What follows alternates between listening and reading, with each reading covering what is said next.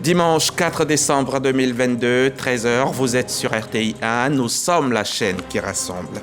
Le 62e sommet des chefs d'État et de gouvernement de la CEDEAO a lieu ce dimanche à Abuja en présence du président Alassane Ouattara. Le nouveau président de la commission, Omar Alieu Touré, prêtera serment lors de ce sommet et les médiateurs de la CEDEAO pour le Mali, le Burkina Faso et la Guinée vont présenter au président des rapports de missions effectuées dans ces trois pays.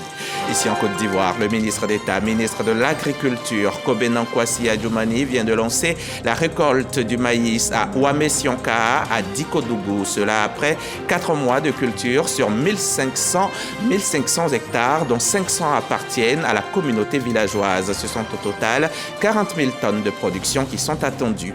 L'Église catholique en RDC appelle ce dimanche les Congolais à marcher pour alerter sur la situation sécuritaire dans l'est du pays et dénoncer la présence du M23.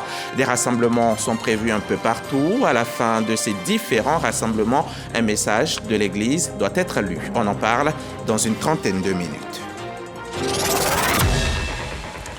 Les Nations Unies célèbrent la Journée mondiale de la fonction publique le 23 juin de chaque année.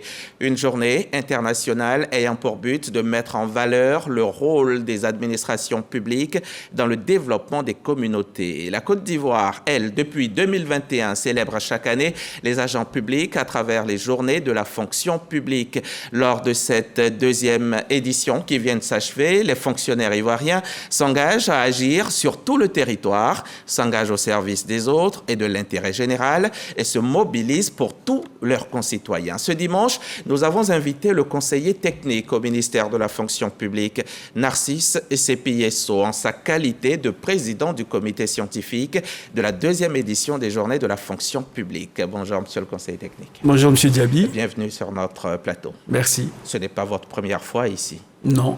Vous êtes un habitué. Oui. 3 ou 4 fois. 3 ou 4 fois, oui, bien sûr. On se retrouve dans une demi-heure. Merci. À tout à l'heure. Je vous le disais en titre, le président de la République est arrivé hier à Abuja, au Nigeria, pour prendre part au 62e sommet ordinaire des chefs d'État et de gouvernement de la CEDEAO. Sommet au cours duquel les chefs d'État et de gouvernement examineront les rapports sur l'état de la communauté, les transitions au Mali, en Guinée et au Burkina Faso, ainsi que le programme de la monnaie unique de l'organisation sous-régionale. Awa Touré, depuis Abuja.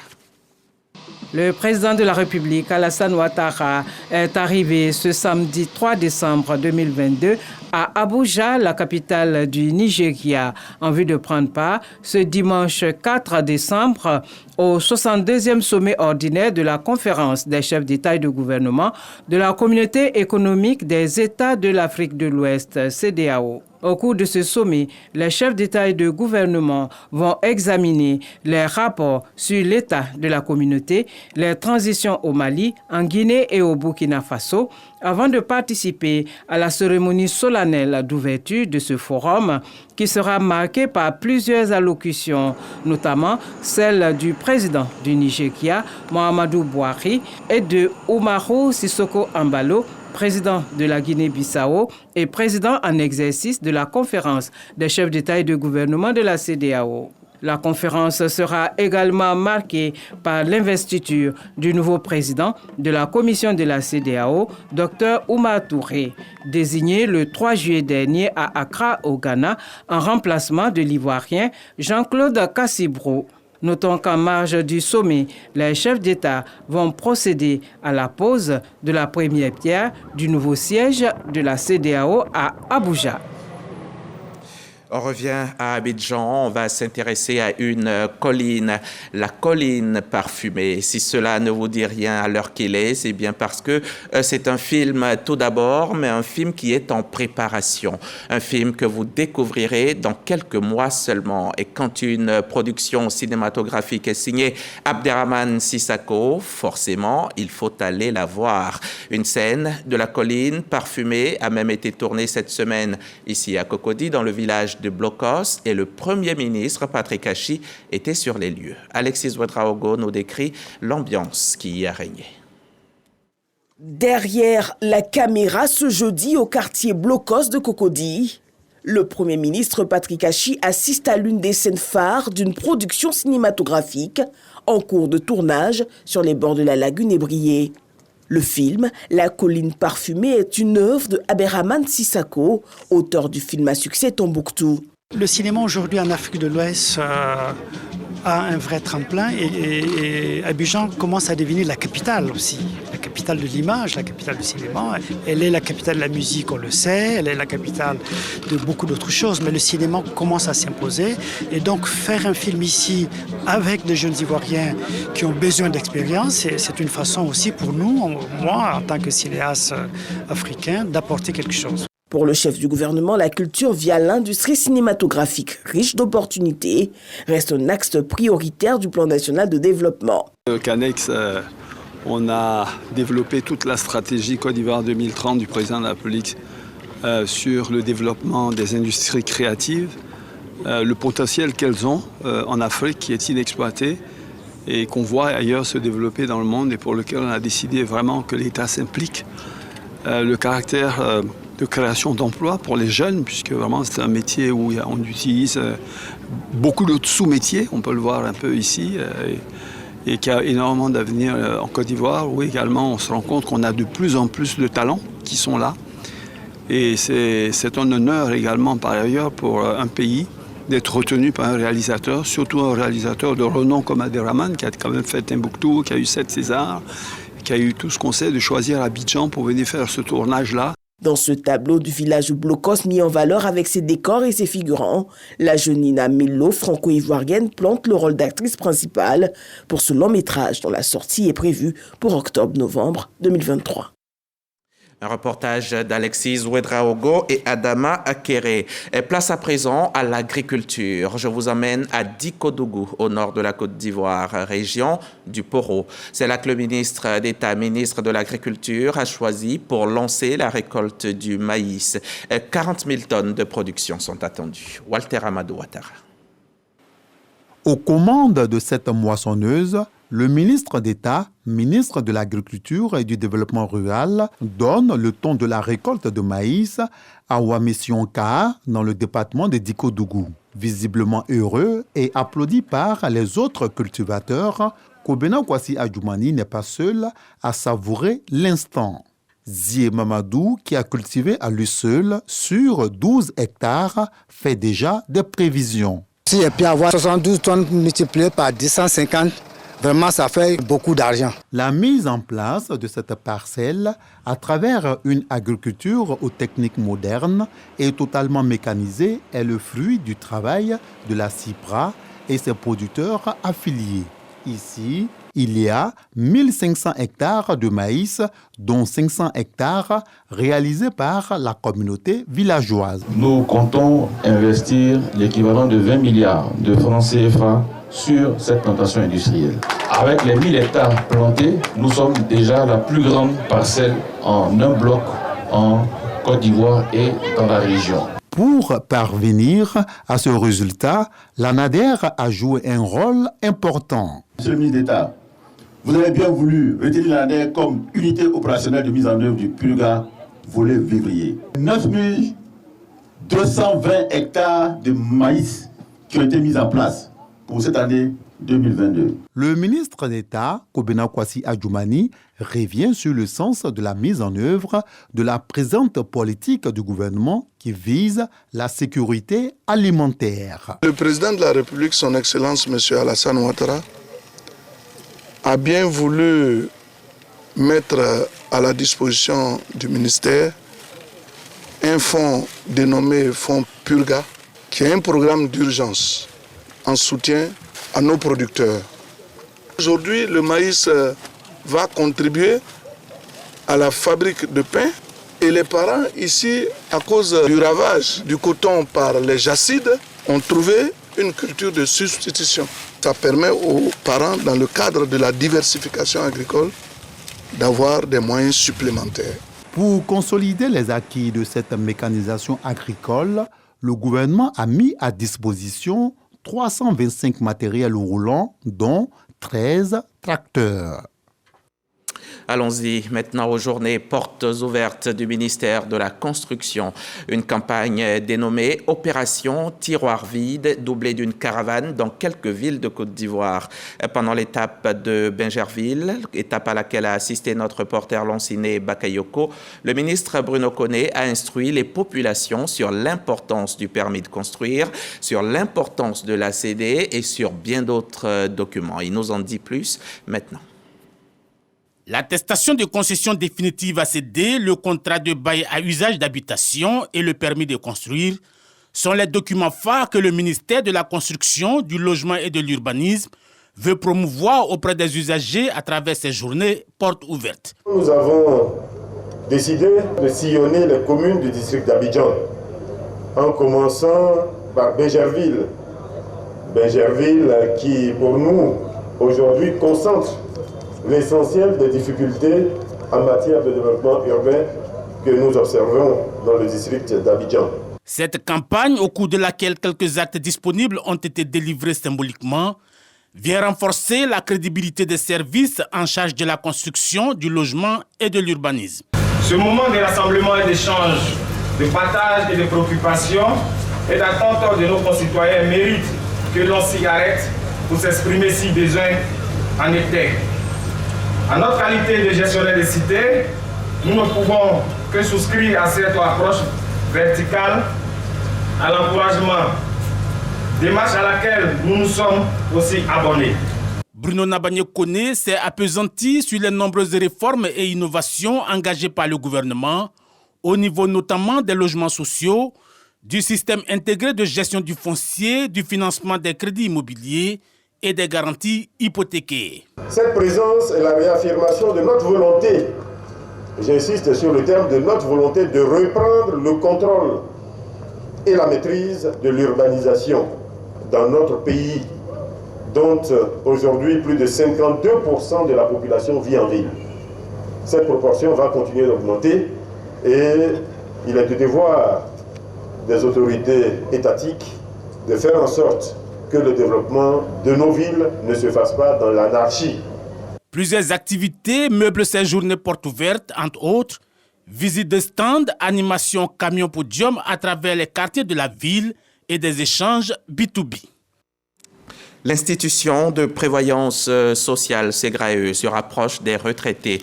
Dans quelques mois, Odiéné abritera son siège local. La première pierre a été posée ce week-end même en présence de nombreux cadres et fils du district du Denguélé. Depuis Odiéné, le témoignage de Mamadou Kwasi. Plus que 9 mois et 26 jours pour bâtir ce futur siège de l'UPS SEGRAE d'Odiéné. Et pour la pose de la première pierre, tous les fils et filles de la région y mettent la main, preuve de leur solidarité et de leur union. Ainsi prend donc forme un rêve longtemps caressé par les retraités du district du Denguélé. Pour les petites prestations, un simple bulletin de pension, il fallait se déplacer. On allait à Daloa, on allait à Korogo, même à Abidjan, mais aujourd'hui, je pense qu'avec ce programme, ça va nous soulager. L'agence IPS SEGRAE d'Odiéné va constituer la 12e au plan national et s'inscrit dans la dynamique de rapprochement de l'institution de prévoyance sociale des populations, tout en soulageant les 4000 fonctionnaires en activité dans la zone. Votre agence sera une maison moderne, à la pointe de l'innovation et dotée de l'intégralité des prestations et services qui lui conférera son statut d'agence principale. Suffisamment autonome et outillée, elle saura répondre dans les meilleures conditions et délais à toutes vos préoccupations. Les cadres du district d'Enguélé voient la réalisation de ce projet un acte de renforcement des actions de développement de la région. C'est avec grande joie que nous accueillons ce projet et c'est l'opportunité pour moi de remercier le président de la République, son Excellence, M. Alassane Ouattara, pour ses actions de développement en faveur de toute la Côte d'Ivoire, mais particulièrement Odiéné. Le ministre Andama Kamara se félicite de la concrétisation du projet cher aux seniors du Kabadougou, du Folon et du Bafing. Il invite par ailleurs les fonctionnaires à souscrire aux produits de l'IPS SEGRAE. J'exhorte donc les fonctionnaires et agents de l'État de Côte d'Ivoire en activité qui ne l'ont pas encore fait à souscrire massivement à ce produit de sécurité sociale qui leur permettra de maintenir, voire d'améliorer leur pouvoir d'achat à la retraite en souscrivant à la complémentaire par capitalisation pour vous assurer 2 salaires à la fin de votre retraite. La seconde partie de cette rencontre a été consacrée à la remise de chèques aux jeunes dans le cadre du PS-Gouv 2 à travers le projet d'insertion des personnes vulnérables PIPV et le projet de promotion de l'emploi décent. Plus de 300 jeunes sont bénéficiaires de ces projets dans les régions du Kabadougou et du Folon. On passe à la page Covid-19 de cette édition.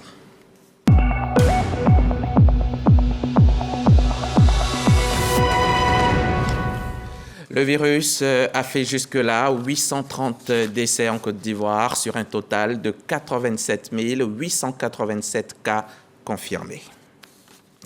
C'est une nouvelle qui va réjouir toutes les personnes en situation de handicap physique de la région du Gontogo.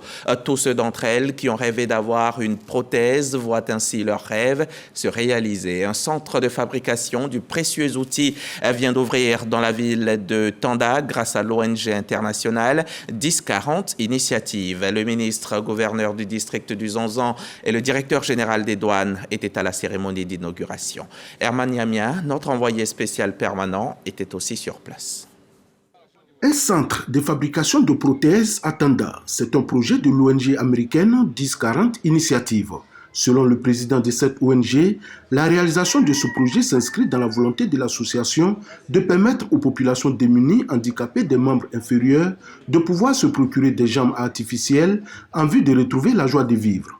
Le directeur général des douanes ivoiriennes, le général Dapierre, dont le centre porte le nom, s'est réjoui de cette initiative de l'ONG en faveur des handicapés moteurs. Il a souhaité que le centre de prothèse Dapierre soit un patrimoine à protéger avec le soutien de tous pour le bonheur de la population. Le centre de prothèse Dapierre de Tanda est situé sur le site de l'école bilingue américaine inaugurée ce jour. Ce lycée qui a vu le jour grâce au lobbying du maire de la commune de Tanda, soutenu par ses partenaires de l'ONG internationale 1040 Initiative, va permettre aux élèves de Tanda en particulier et ceux du Gontougou en général de se perfectionner en anglais en restant sur place.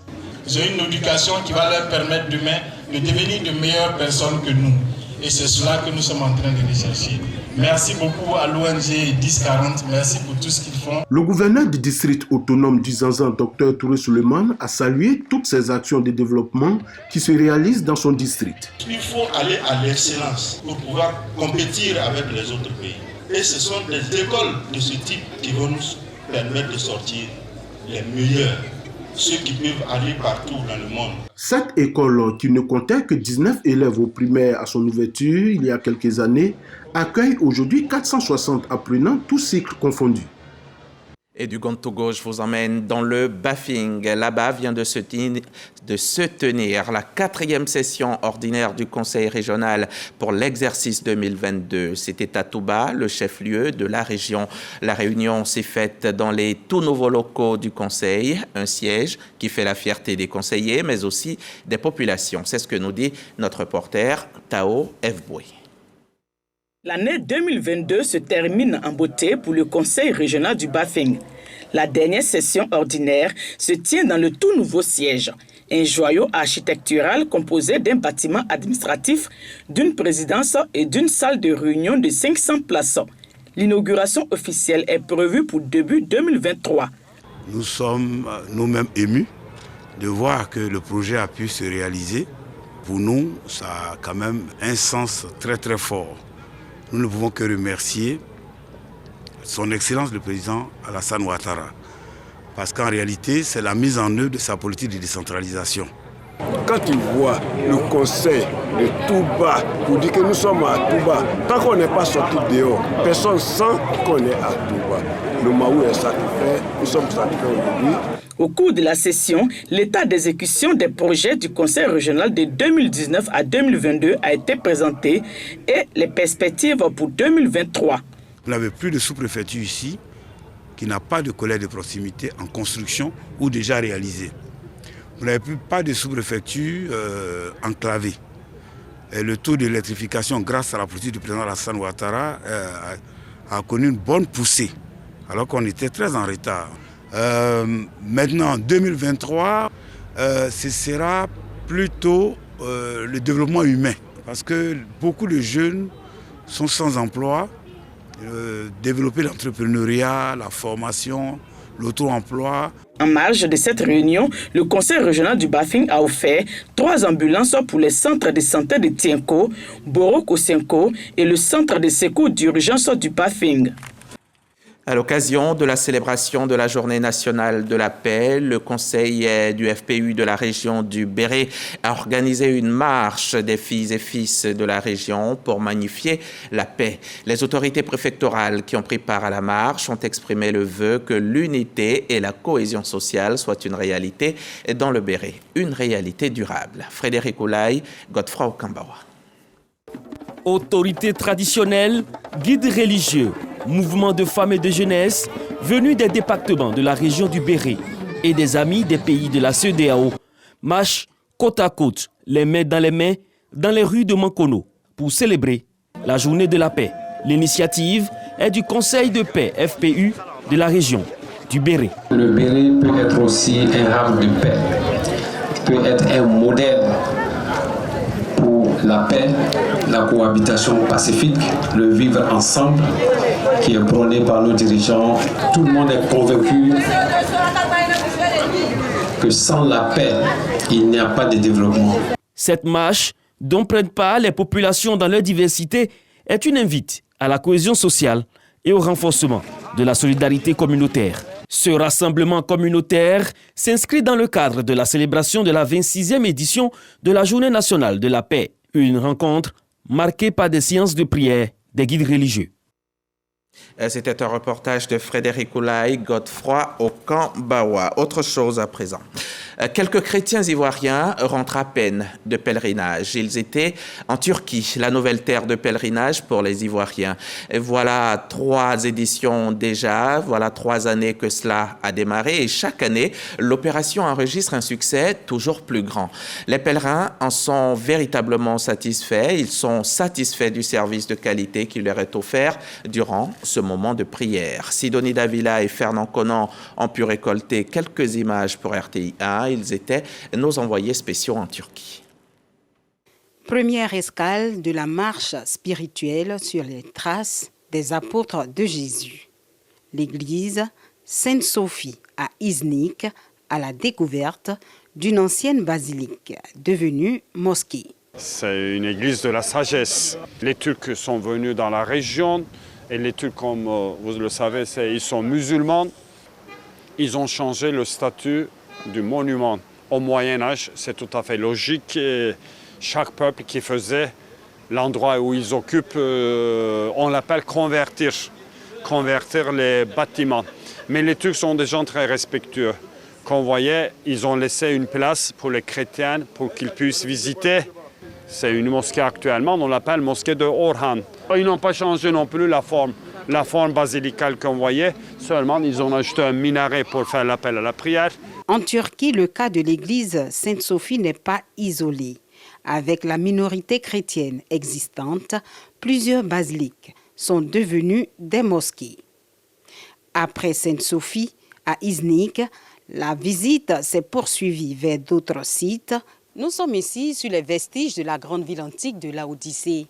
Laodicée, il faut le dire, c'est une ville qui est située dans le sud-ouest de la Turquie. Ce site appartient au patrimoine mondial de l'UNESCO et ce travail de réhabilitation et de fouille est fait en partenariat avec le gouvernement turc. La basilique de Saint-Jean, la maison de Marie, encore bien conservée au cours de ce pèlerinage religieux, ces pèlerins ivoiriens ont exploré l'ensemble des anciennes merveilles de l'église de l'Apocalypse de Saint-Jean. Il faut dire que l'apôtre Paul a fait un travail énorme, un travail important. Aujourd'hui, les chrétiens peuvent venir se ressourcer parce qu'il y a quelqu'un qui a payé le prix. Et ce pèlerinage nous a été bénéfique.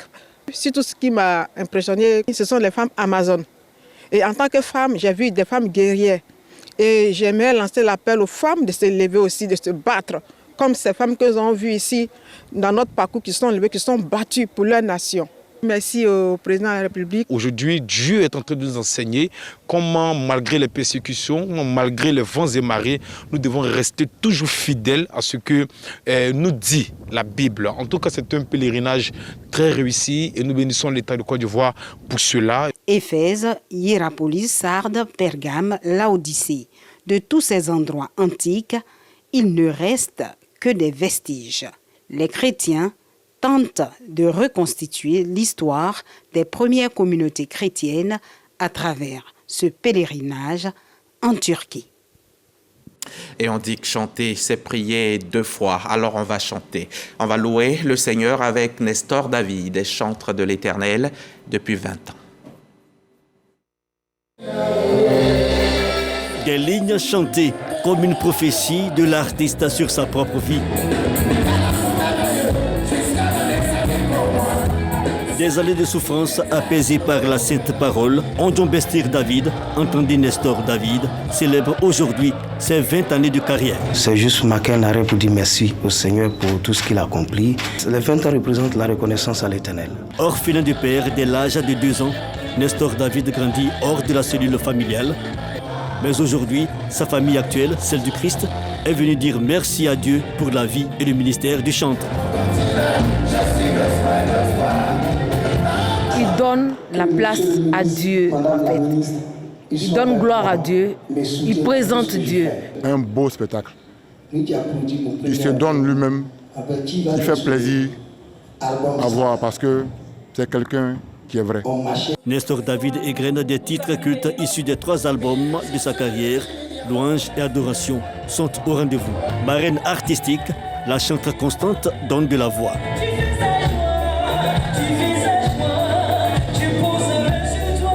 Ce concert de Nestor David témoigne également de l'unicité des religions, cela par la présence de fidèles musulmans, parmi lesquels le ministre du Tourisme, Siandou Fofana. Quand on parle de Dieu, il faut être présent pour chercher à retrouver la face de Dieu et à renforcer sa crainte de Dieu. Ces moments que nous passons sont vraiment des moments de grâce et de miséricorde. Et nous voulons souhaiter encore un bon anniversaire à Nestor David.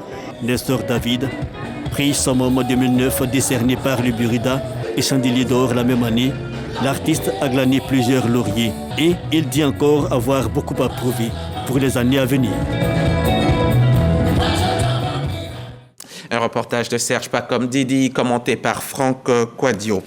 Serge Pacom Didi qui était un peu plus tôt à l'état-major général des armées au plateau pour assister à la présentation du livre du contre-amiral Ange-Bernard Kessi Kwame, commissaire du gouvernement. L'impact des décisions de justice sur la gestion des ressources humaines dans les forces armées de Côte d'Ivoire. Voilà le titre de l'œuvre. C'est une forme de guide pratique pour tous ceux qui désirent réussir leur carrière dans le respect de l'orthodoxie du métier des armées.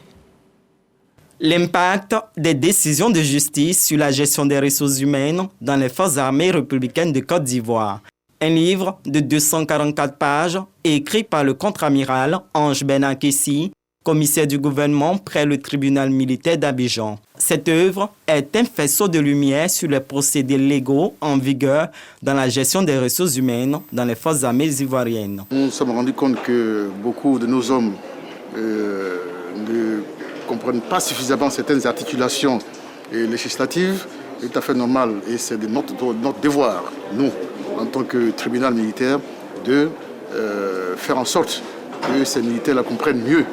Ce qui les gère, c'est les lois qui les concernent. Cet ouvrage est un condensé de tous les conseils que nous pouvons donner à nos militaires pour mieux faire leur travail, pour ne pas être stressés, pour ne pas avoir à faire, n'est-ce pas, à la justice. Et pour ceux qui ont affaire à la justice, comment se comporter pour avoir le moral. Les services publics chargés de la justice et des ressources humaines dans les armées. Les décisions judiciaires et leurs efforts sur la carrière des militaires constituent respectivement les 2 parties de cette œuvre, préfacée par le général de corps d'armée, Lassina Doumbia, chef d'état-major général de l'armée. L'ouvrage « L'impact des décisions de justice sur la gestion des ressources humaines dans les FACI » se veut être un guide pratique pour tous les gestionnaires des ressources humaines et tout personnel désireux de réussir sa carrière dans le respect de l'orthodoxie du métier des armes. L'actualité internationale nous conduit tout d'abord en RDC où l'Église catholique appelle ce dimanche les Congolais à marcher pour alerter sur la situation sécuritaire dans l'est du pays et dénoncer la présence du M23. Des rassemblements sont prévus un peu partout. À Kinshasa, plusieurs cortèges sont annoncés par les autorités religieuses. Selon le programme, rien que dans la capitale, 15 cortèges se sont élancés après la première messe de 6h30. Et pour l'occasion, tous les autres services religieux qui d'habitude rythment cette journée de dimanche sont annulés. À la fin de ces rassemblements, un message de l'Église doit être lu.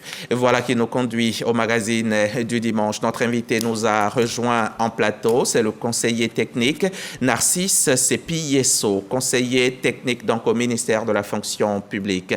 Bienvenue Monsieur Sepi. Suivons ensemble ce reportage qui porte la signature de Grace Kando, puis après on revient pour échanger.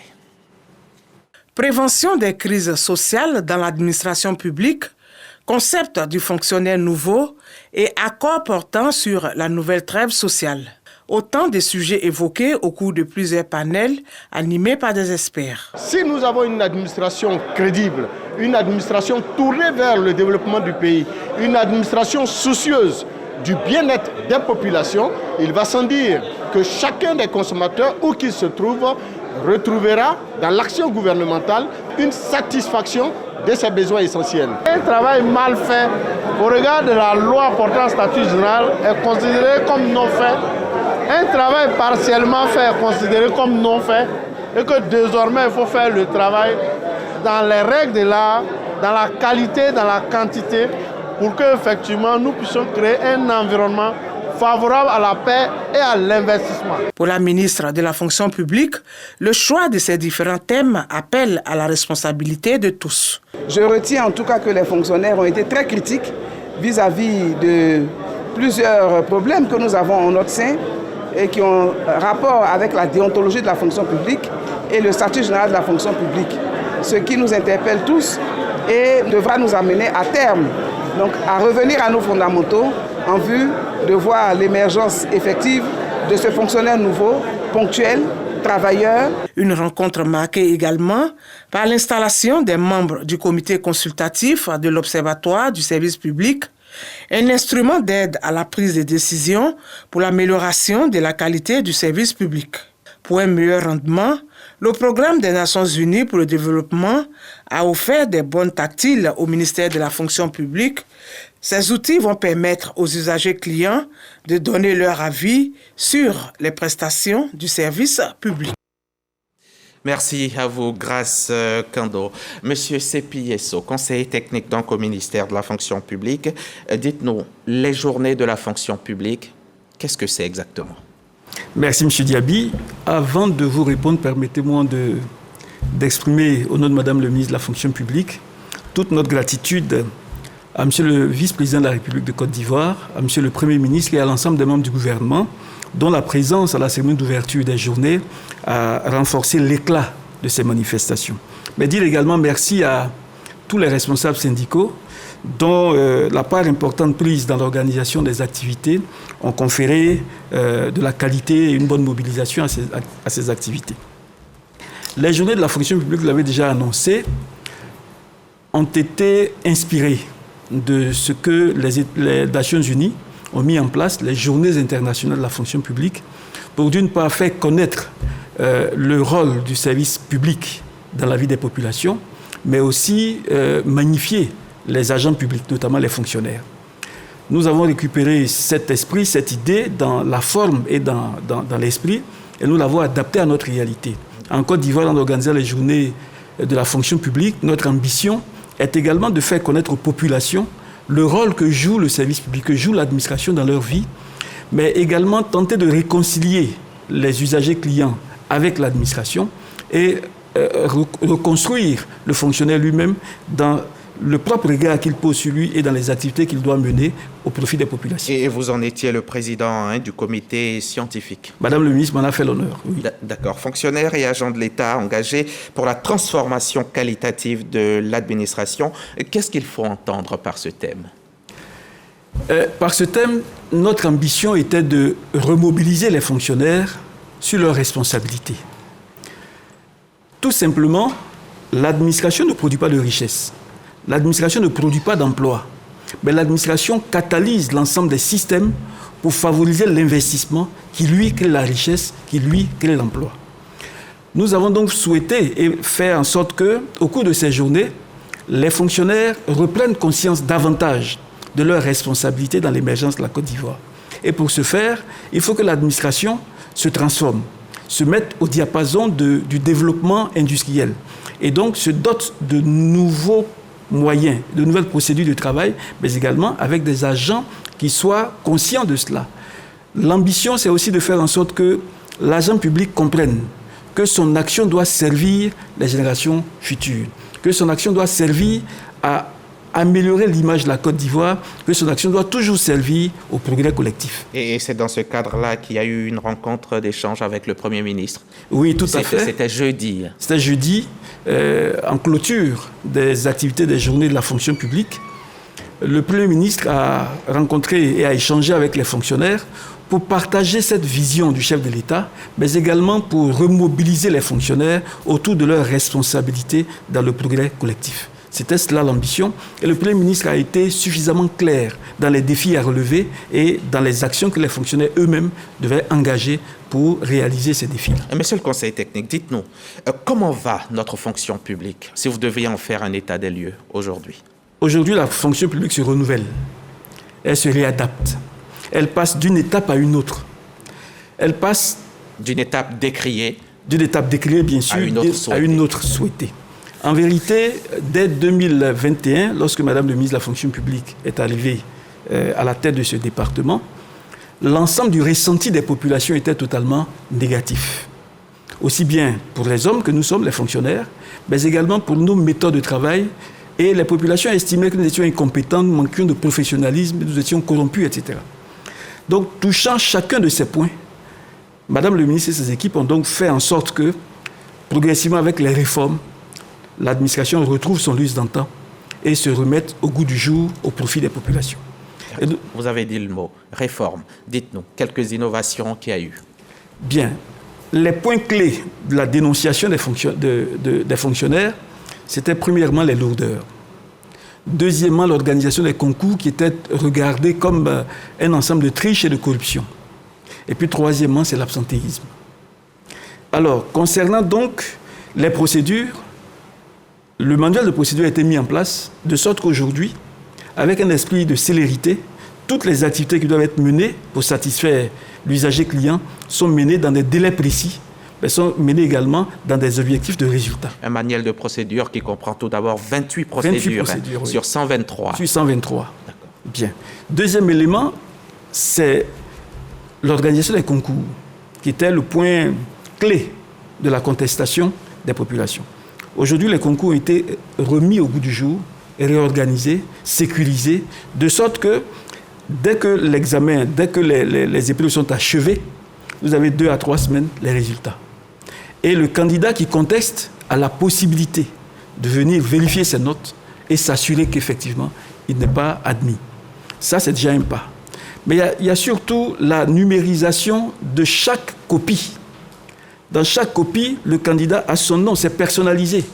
Donc, il n'y a pas de possibilité de changer de copie. Et quand vous venez contrôler, vous vérifiez que c'est votre copie, c'est votre écriture, c'est vos notes. L'environnement général, l'écosystème autour des concours a été totalement réglé. Les cours en ligne ont été institués en lieu et place des cours en présentiel qui créaient déjà des contacts frileux, mais des contacts qui pouvaient également servir de point d'entrée de la corruption. Ce sont des éléments. Il y en a bien d'autres. Et chaque année, Madame le ministre et ses équipes vont aller de l'avant. Cette année 2022, ce qui a été fait, c'est que pour tous les concours que vous voulez présenter, vous ne présentez qu'un seul dossier. Ça, c'est déjà un acquis parce que aller chercher un certificat de nationalité, un extrait de naissance, pour chaque concours, c'est de l'argent dépensé. L'ambition étant de faire que les populations soient mieux servies et dépensent moins. Voici quelques éléments que je voulais donc relever. Et il est dit une autre innovation, c'est que tous les documents, pour ceux qui n'ont pas pu avoir la chance d'être acceptés, d'avoir réussi au concours, leurs documents ne seront pas, ils n'ont pas à reproduire les mêmes documents l'année prochaine, l'année suivante. Pour 2023, c'est l'innovation que Madame le ministre va porter.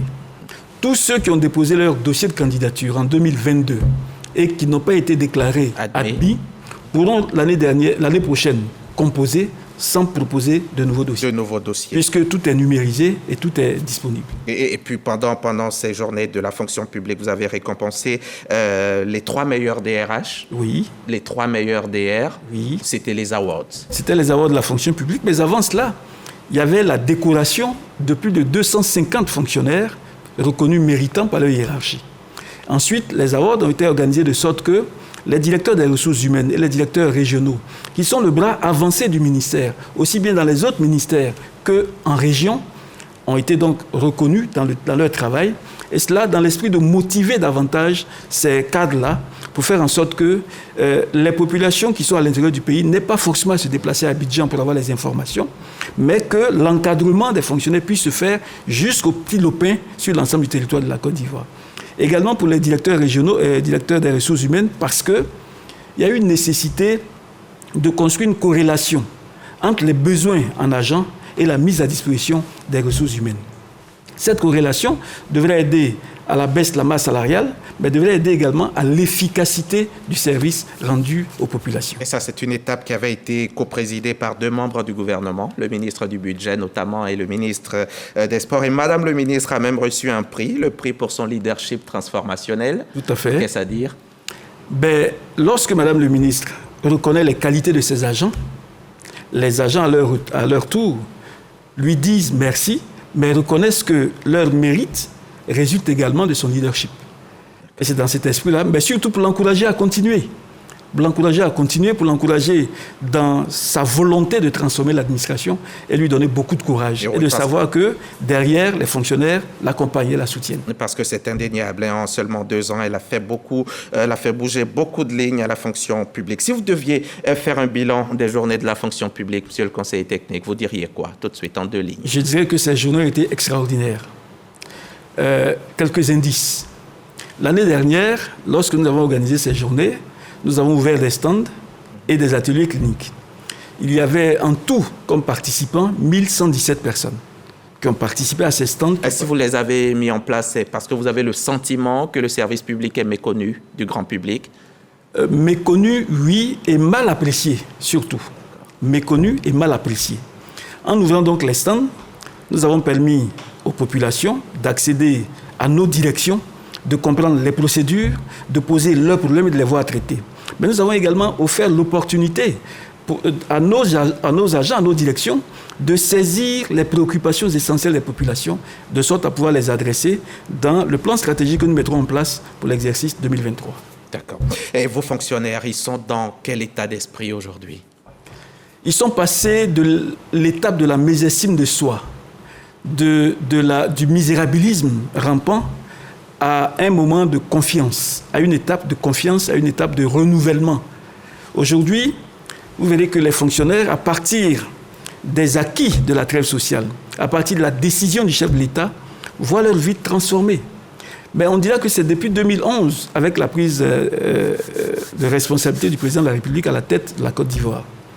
Les salaires ont été débloqués, il y a un avancement chaque 2 années, et les dernières décisions qui ont été prises ont totalement métamorphosé les fonctionnaires. De sorte qu'aujourd'hui, le fonctionnaire est fier de se présenter comme tel. Les fonctionnaires et agents de l'État bénéficient de beaucoup d'avantages. D'aucuns pensent qu'ils sont les plus choyés dans ce pays. Mais pas qu'ils soient les plus choyés. Le privé également bénéficie de ces dispositions-là. Alors, les fonctionnaires sont aujourd'hui ceux qui portent l'administration. Porter l'administration pour créer l'environnement favorable, d'une part à la paix sociale et à la cohésion nationale, mais d'autre part à l'investissement. Je l'ai dit tantôt, c'est l'investissement par le secteur privé que la Côte d'Ivoire se développe, que les emplois se créent, que les ressources se mettent en place. Il est donc bon de faire en sorte que l'administration publique soit efficace pour que les investisseurs aient confiance, pour que les populations bénéficient des retombées de ces investissements-là.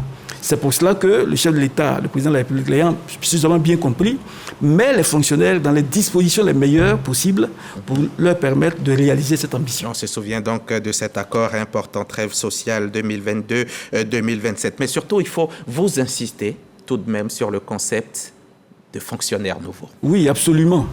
Le fonctionnaire nouveau n'est pas un extraterrestre.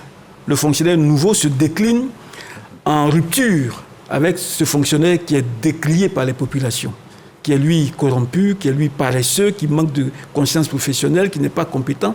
C'est la rupture avec ce type de fonctionnaire-là qui fait que nous parlons de fonctionnaire nouveau. Le fonctionnaire nouveau, c'est celui qui prend conscience de son statut et de son rôle social au profit du développement de la collectivité.